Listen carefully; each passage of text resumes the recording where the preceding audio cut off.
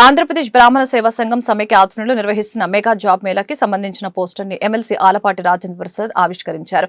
ఈ కార్యక్రమంలో MLC Alapati Rajendra Prasad, Janasena party రాష్ట్ర ప్రధాన కార్యదర్శి బోనపోయిన శ్రీనివాస్ యాదవ్, బ్రాహ్మణ సేవా సంఘం సమైక్య రాష్ట్ర అధ్యక్షులు కోనూరు సతీష్ శర్మ మరియు సభ్యులు పాల్గొన్నారు. ఈ సందర్భంగా వారు మాట్లాడారు.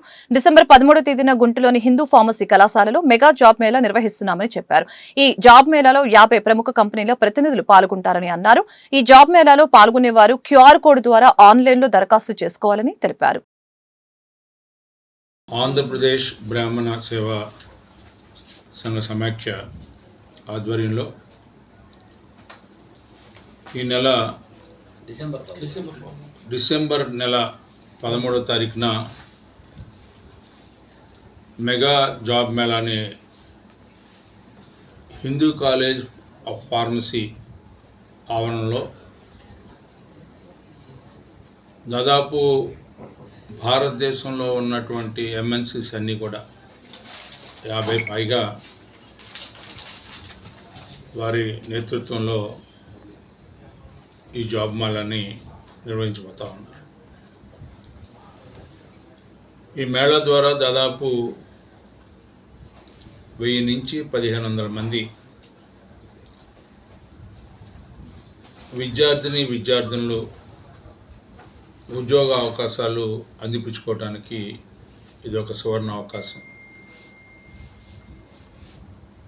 మరి ముఖ్యంగా బ్రాహ్మణ సంఘ సేవ సమైక్య వాళ్ళు ఈ కార్యక్రమాన్ని నిర్వహించడం అనేది చాలా గొప్ప విషయం.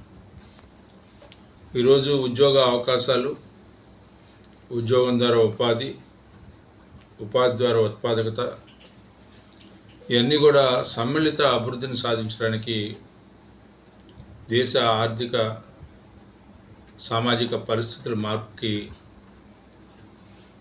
నాగరికత పెరగటానికి, అసమానతలు పోవటానికి, సమాజ శ్రేయస్ కొరకై ముందుకు నడవటానికి ఈరోజు ప్రతి ఒక్కరూ కూడా ఇలాంటి అవకాశాలు పుణికిపుచ్చుకోవాల్సినటువంటి ఆవశ్యకత ఉంది.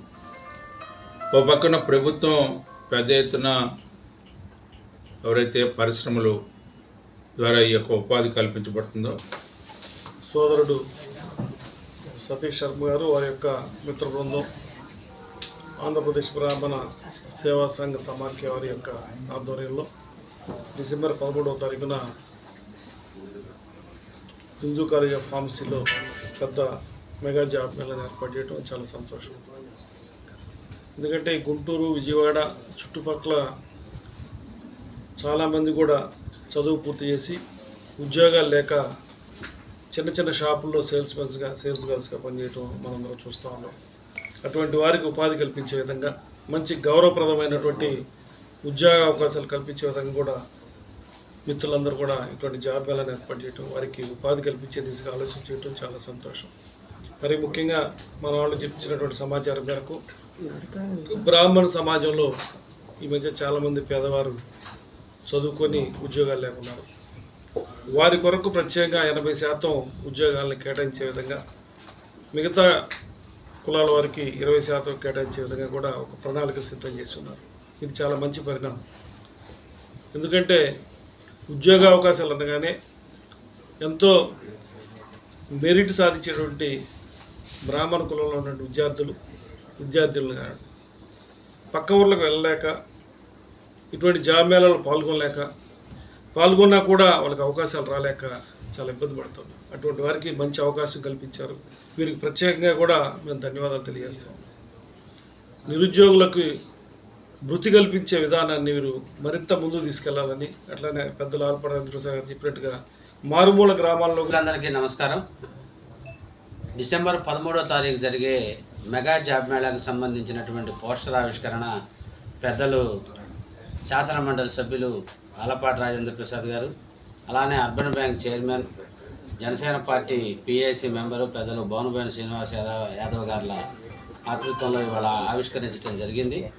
దీంట్లో ప్రధానమైన ఉద్దేశం, ఎవరైతే నిరుద్యోగ యువకులు ఉన్నారో వారందరికీ లబ్ధి చేకూర్చాలి, వారి కుటుంబాలని ఉద్యోగాలతో సంతోషించాలనే ఉద్దేశంతో ఏదైతే భారతదేశ ప్రధాని నరేంద్ర మోడీ గారు అదేలా ఆంధ్రప్రదేశ్ ముఖ్యమంత్రి గౌరవనీయులు చంద్రబాబు నాయుడు గారు విజన్ 2047 లక్ష్యంగా వారు పనిచేస్తున్నారు.